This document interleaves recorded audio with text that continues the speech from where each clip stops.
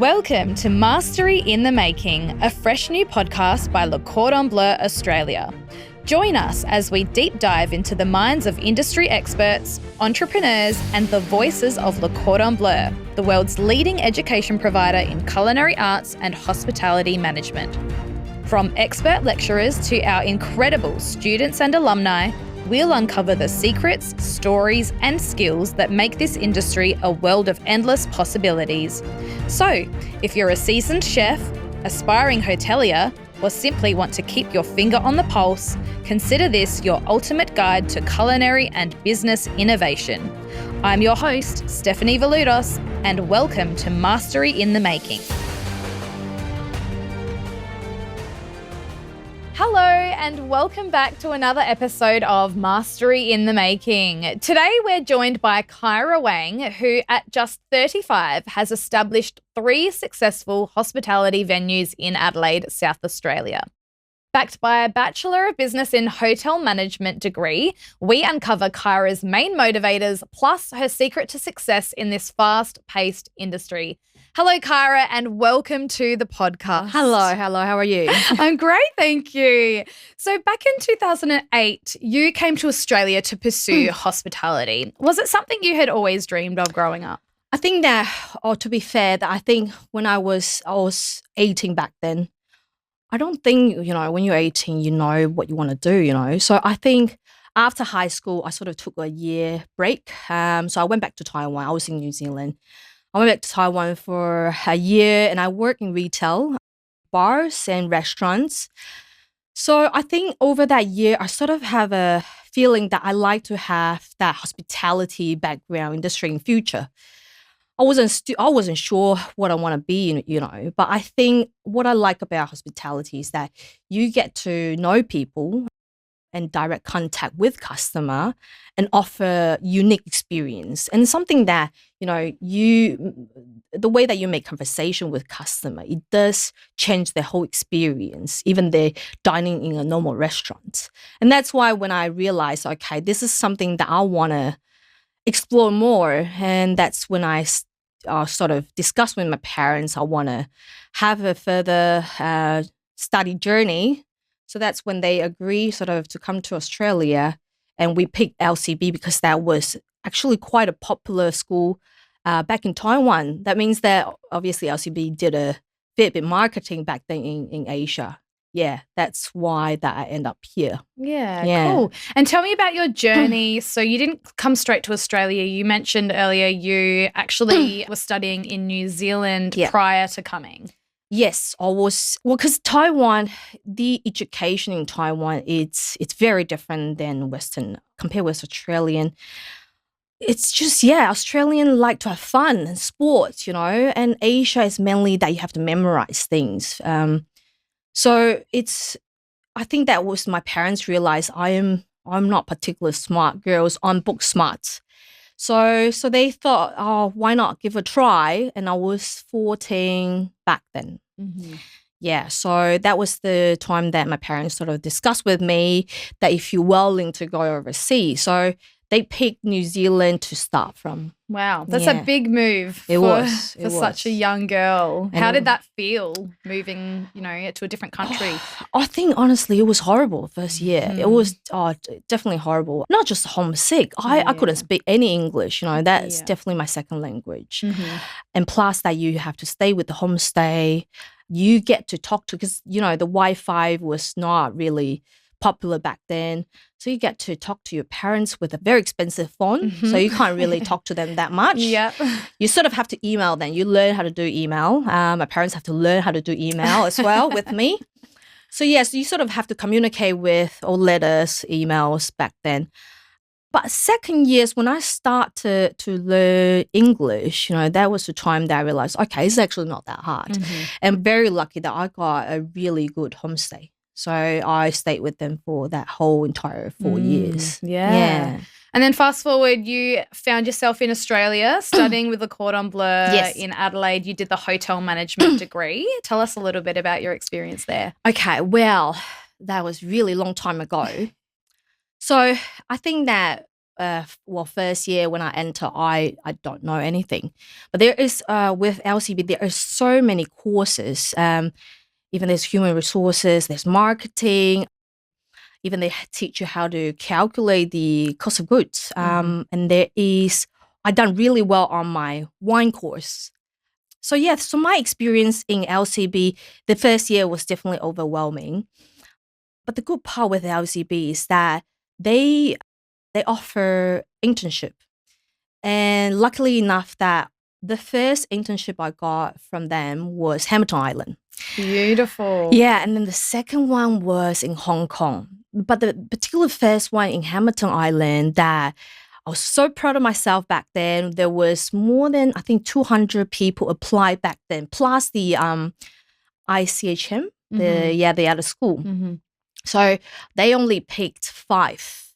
Wow. From our stage. So I was pretty proud. Even I applied just the housekeeper. I was doing housekeeping, you know. But when you really enter the island, you can be able to pick up all other different shifts. So we did all kind of jobs on that island. So that island gave me a lot of experience in the hotels, all kind of position, even room service. There's a lot of funny story on that island. But I think that because of that island, because that island's only 6 months as well, but because of that island that I sort of experienced in the real world hotel, you know, that's really the first time that I experienced hotel industry. Yeah, it's very different from the classroom, I imagine. Oh, very, very different. And a lot of things that when they say it from the class, it's very different than the real world. So I find it interesting that you you did your hotel management degree, but you actually ended up kind of being skewed more so into restaurant management in the end. So was that just, did you kind of find that it wasn't for you by the time you finished school? I think that's a really good question. I think in the end it all related because it's in the end of the day it's all management. You know, it's managing people. It's how you set up the system. But I think I was very clear when I was 18, 19, that age, that when I tried the restaurant, that was the excitement that gave me that customer experience, you know, and it sort of gave me that very satisfied, you know, even they make something small comments. And plus I am a big wine lover. So I'm very lucky that we in South Australia, they produce a lot of wine. You're in the best place. Oh, 100%. Sure. Yeah, 100%. Yeah. So I think that in restaurant industry, there are so many things that you can play around. When I say play, it's that you really enjoying having fun in this industry. You do not feel like you're going to work. It doesn't, because I really, you know, a lot of people say that, oh, work is work. For me, it's, you know, you have to find your passion. And I definitely feel restaurant, it's a field that I'm very lucky enough to found something that I really in love with. And just talking about my wine list, I'm very excited already. You know? Yeah. So tell us about your 3 businesses that you've got here in Adelaide, South Australia. Sure. So I'll probably start with Von Thai. So Von Thai is on Flinders Street. It is a modern Thai restaurant. It's under Soho Hotel. It has been over 8 years now. It was not my first business, but that was probably one of my first successful and lasting business. It is a very unique business model there because it's a very tiny place. And before me, there were 3 operators on that spot and nothing worked in that spot because it's just way too small. The kitchen is literally, you can barely stay in there, 3 people probably. Wow. And on that Flinders Street, it's a very quiet street. So that was a really challenging business for me to pick up. But after that, the hotel next to me has been built within 3 years' time. There is apartments behind me being built as well. And obviously, I didn't really have a lot of marketing fee to play around with. So I think until today, a lot of people still don't know Von Thai, but Von Thai is being pumping like every day. Amazing. Yeah, I think it's really the heart and the service that we input to this place that help make it work.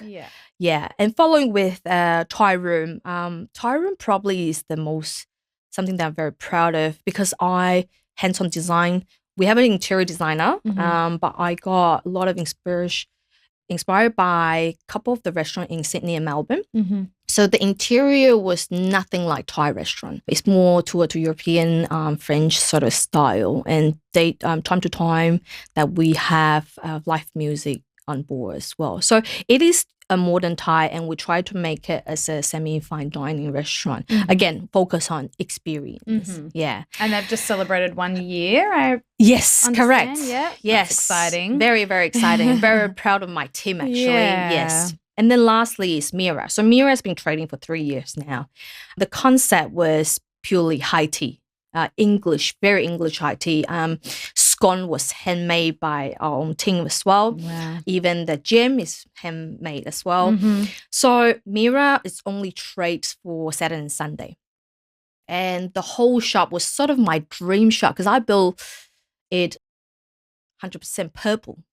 So even ceiling, I painted as well. Wow. Yeah. So, and the LED lights, we dim it to purple, light purple as well. So yeah, it's sort of a dream high tea place that I always wanted. And I sort of achieved my dream. And after 3 years, so we sort of decided now that Mira, we like to keep the theme, but we're moving into Thai room. It's just much bigger space, and also there's license for alcohol. Yeah. Yes. Beautiful. Yeah. Do you hire any Le Cordon Bleu staff across your venues? Yes, we do have a couple of them. I do find staff from LCB are very useful, I would say. Yes, because not just their knowledge, it's more like they understand the whole industry, you know. And I'll give you an example. Like people who complain most of the time, they probably just want to hear sorry from the start, or you just have to listen to them, you know. But in general, people, when they don't understand that part, you will try to argue with your customer. So I think LCB student understand that part, that, you know, when it comes to service, you sort of need to let go a little bit of your proud, and we're here to solve the problem. You know, obviously customer is not always right, but again, they just want, we understand how they feel in the end of the day, and most of the time they're just hungry, become angry. Yeah. Hangry. Yeah, that's right. Yes. So how on earth do you juggle it all? I think, well, basically, I have a very close and strong team that have and very we communicate based weekly, and we do have a very clear structure in the company. The hierarchy system is being set up there as well. So the procedure is very clean and clear, and obviously, I think staff does need to aware that they are valuable for the company, and that sometimes has to through bonus structure. Particularly that I don't have business partner with any of my business right now. Yeah. So I do 100% rely on my staff, and by communicating with them, it makes a difference. And you have to be open-minded, I would say, because the staff just give you a lot of ideas, you know. So it's whether you want to take it on board. So that's why I think communication, it's definitely a key to handling all this. Yeah, yes. Absolutely. Yes. Tell us what a day in your life looks like. So you're not so much in the kitchens serving, you're more managerial. So talk us through what sort of a typical 24 hours in your day looks like. Yeah, my day, it's crazy in general. I think hospitality owner doesn't really, especially South Australia, like you have to be hands-on all the time. So I don't think that we have day off in that 7 days. So I work pretty early in the morning. I do not work on the floor and kitchen anymore. But in the old days, I pretty hands-on. So floor and kitchen, I learned it all. But right now, I do have my solid team that is working on the floor and as well as kitchen. And I do have office girls as well. So pretty much I have to go to a different venue every day, and we have to make conversation. So again, that back to conversation, I need to know pretty much what happened, what happened in day-to-day service time, or if there's a complaint, or if there is any small issue, or customer, make a dramatic things last night. So we have to discuss things like that. And then we have to look at the sales number, and sometimes that's the part that give you headache. So you sort of want to make sure it goes up, not down all the time.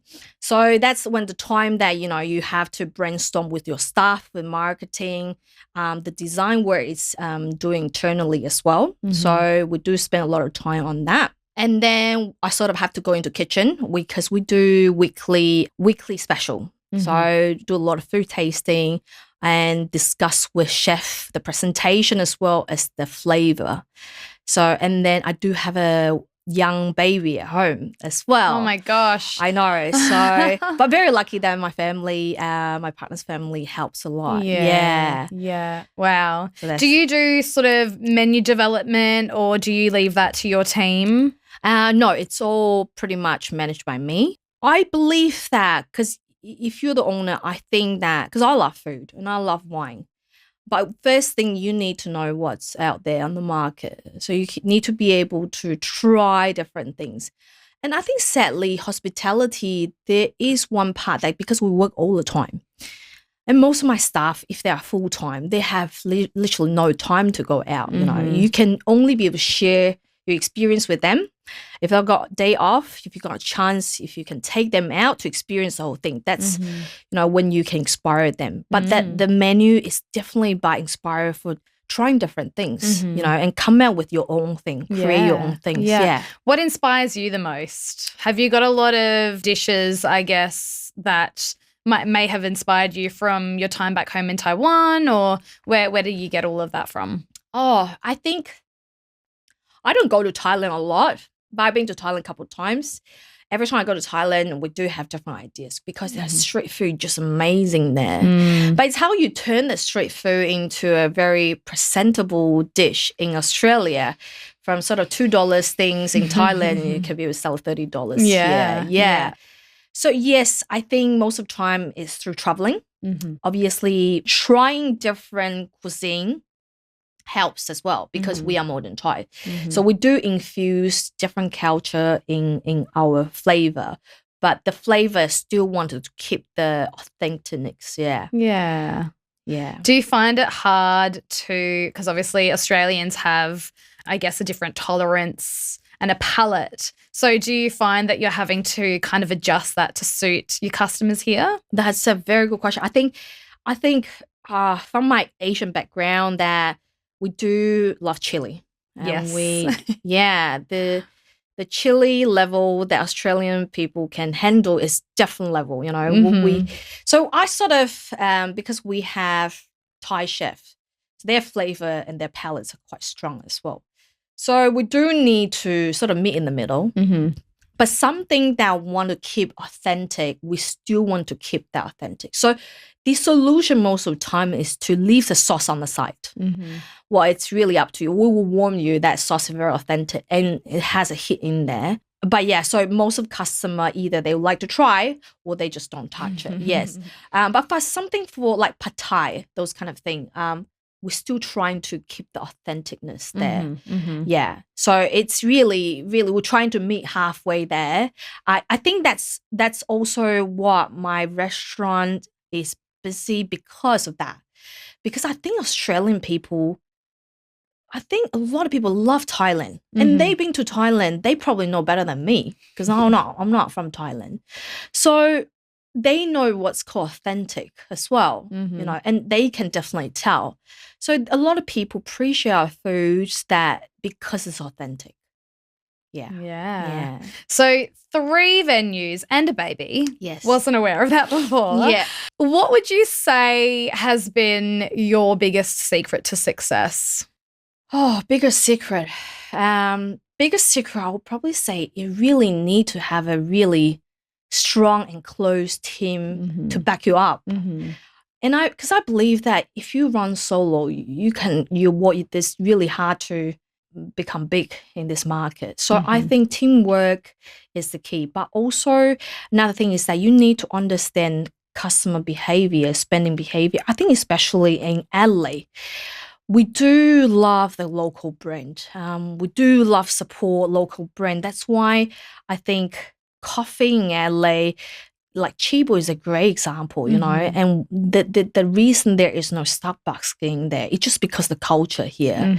Yeah, so I think really the secret is that you really need to know who you're dealing with, who's your market that you want to target. And even if you want to find a niche market, you want to understand their spending power and spending behavior to be able to throw that money into something that you dream of. Yeah. It's amazing that, you know, people talk about this cost of living crisis, but there's always 100%. going to be a need for amazing restaurants and bars. I feel like that's something that will never go. Yes. But there are businesses out there who do struggle. Yes. And it all comes down to, I guess, a really good business model. If you don't have that, then Correct. You know, you just won't survive. It's such a hard industry. Correct. What would your advice be to someone who might be thinking about opening a restaurant or a cafe or a bar here in Australia?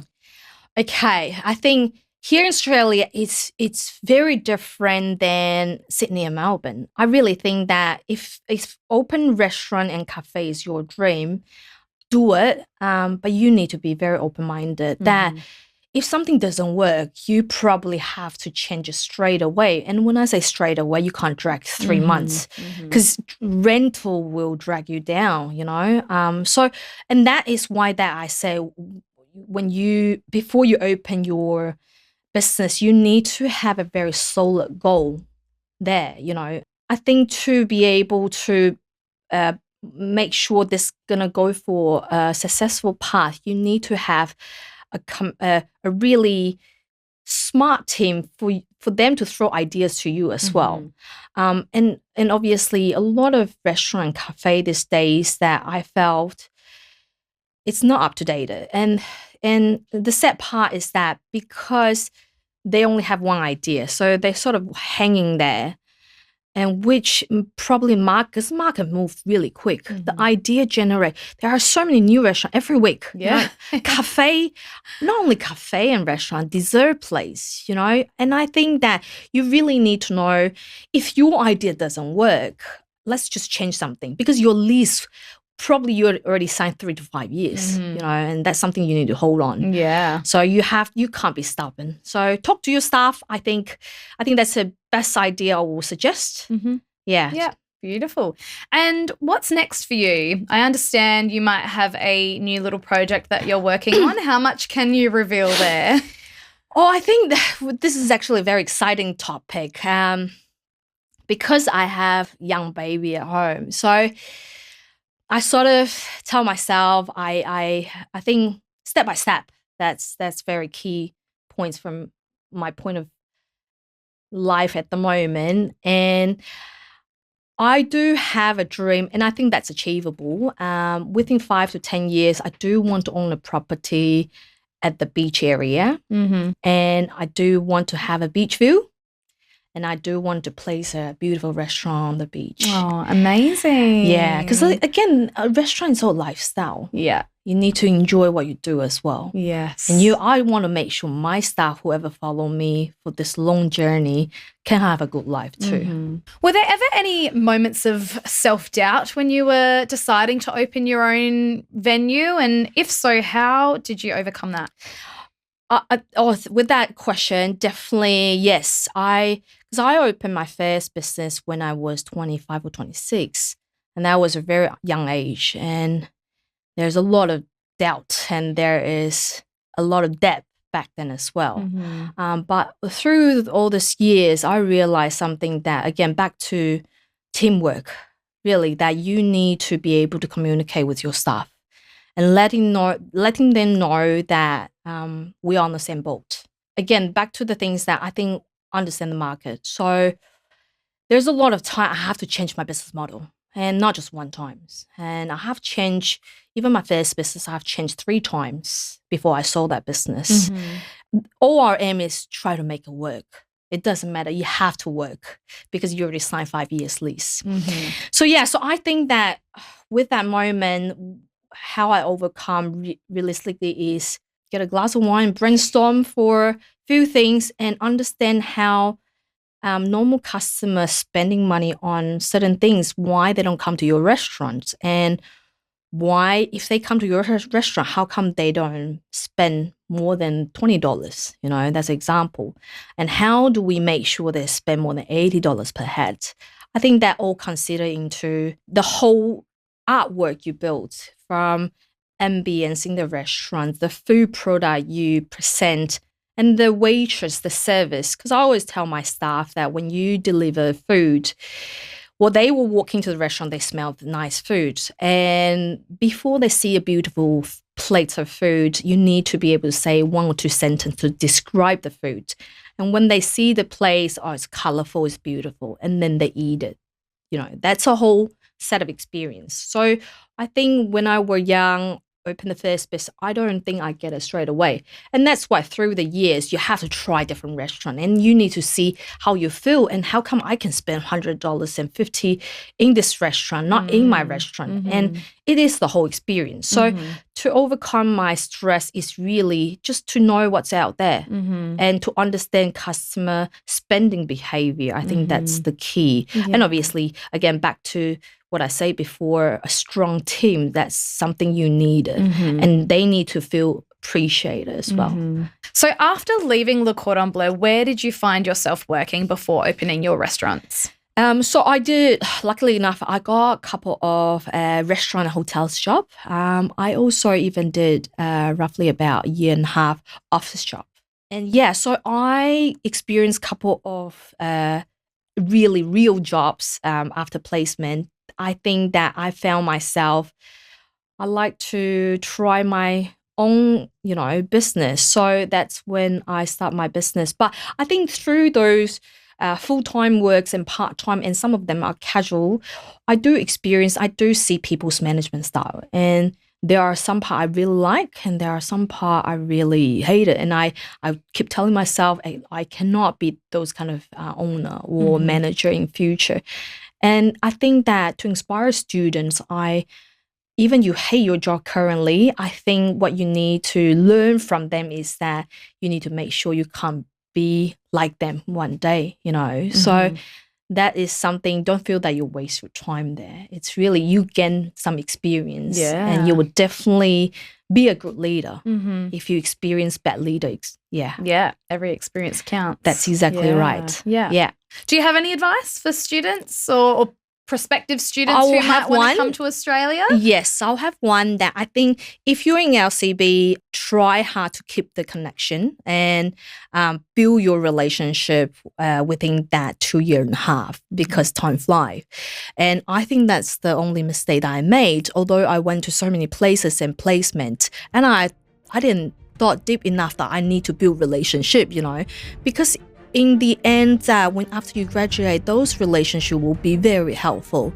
They can find you a real job straight away because you have that relationship. And hospitality is all about relationship these days. Yes. The network around you is very important. Yes. So yeah, probably that's the only advice for students. Perfect. Yeah. Thank you so much, No, Kyra. thank you. I'm very excited to see what the next 5 to 10 years holds for you, and I will definitely be keeping my eyes peeled for this beach venue. Thank you. Very exciting. Thank you for having me today. Thank you, Kyra.